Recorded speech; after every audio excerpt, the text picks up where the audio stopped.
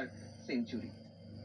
এছাড়াও ওসমান খোয়াজা তিনি 147 রানে নট আউট রয়েছে। প্রথম দিন খেলার শেষে 81 ওভার 1 বল খেলে অস্ট্রেলিয়া 330 রান সংগ্রহ করেছে মাত্র 2টি উইকেট হারিয়ে।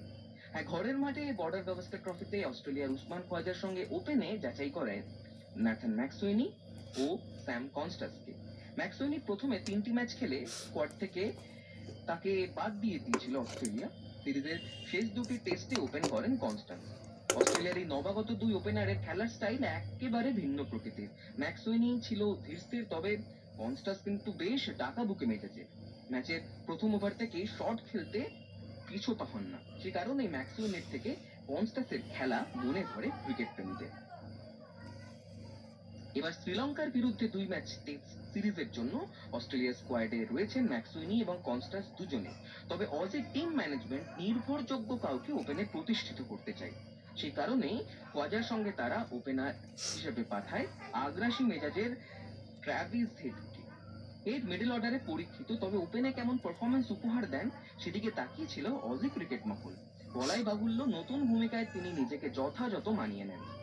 গলে শ্রীলঙ্কার বিরুদ্ধে সিরিজের প্রথম টেস্টের প্রথম ইনিংসে অস্ট্রেলিয়ার হয়ে গোড়াপত্তন করতে নামেন এবং ঝোড়ো হাফ সেঞ্চুরি করে অজিদের শক্ত ভিত্তে বসিয়ে দেন তিনি 40 বলে 57 রান। তারপরে তিনি আউট হয়ে যাওয়ার পর নামেন মার্নাস লাবুসেন, তিনি 20 রান করে আউট হয়ে যান 50 বল খেলেন। তারপরেই আসেন স্টিভ স্মিথ 9,999 রান করেছিলেন জাস্ট বর্ডার গাভাস্কার ট্রফি শেষ যখন হলো সেই লাস্ট ম্যাচে। তিনি তার 10,000 রান করতে পারেননি, তবে আজকের ম্যাচে এবং প্রথম বলে শ্রীলঙ্কার বিরুদ্ধে 1 রান নিয়ে তিনি 9,999 থেকে 10,000 রানে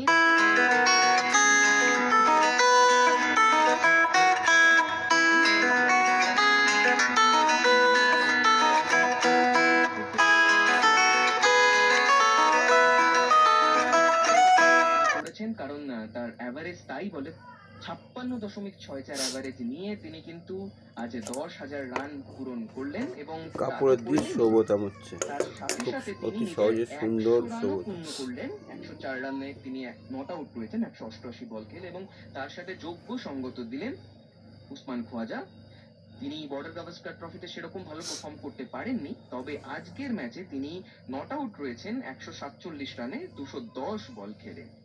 তাই শ্রীলঙ্কার বিরুদ্ধে কিন্তু একটা বড় সড়ো রান আমরা আশা করছি অস্ট্রেলিয়া যা করবে।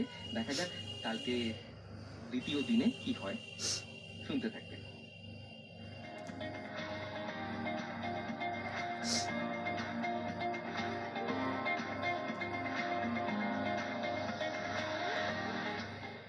গুগলি রাউন্ডের দ্বিতীয় প্রশ্ন।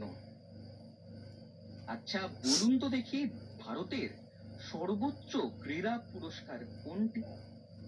সব থেকে বড় যে সম্মান দেওয়া হয় ক্রীড়া সম্মান ভারতের, সেটি কোনটি, তার নাম কি? ফোন লাইনে বন্ধু।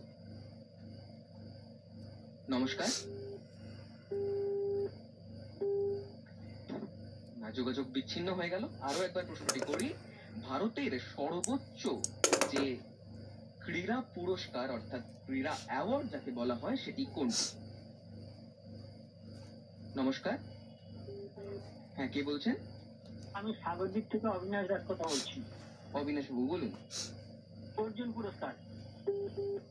সর্বোচ্চ ক্রীড়া পুরস্কার অর্জুন পুরস্কার। ঠিক আছে, আমরা আরো দুটো ফোন নেব। অবিনাশ বাবু বলেছেন অর্জুন পুরস্কার। অর্জুন পুরস্কার কি সঠিক? বন্ধুরা কি বলে?